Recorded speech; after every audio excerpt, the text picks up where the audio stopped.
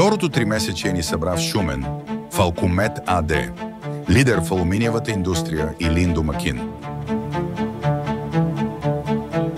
След кратък инструктаж, директно към практиката.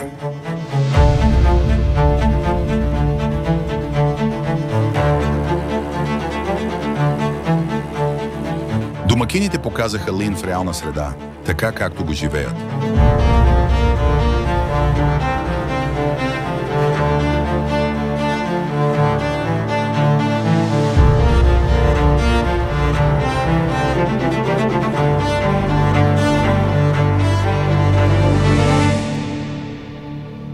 Седем завода представиха реални подобрения, а гласуването беше по време на представянето на завършените проекти.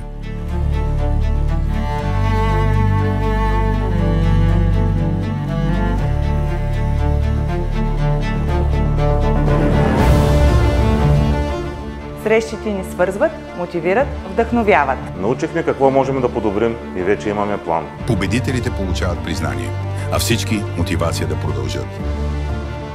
Всяка година нови заводи стават част от Lean Champions. Ще бъдеш ли сред тях?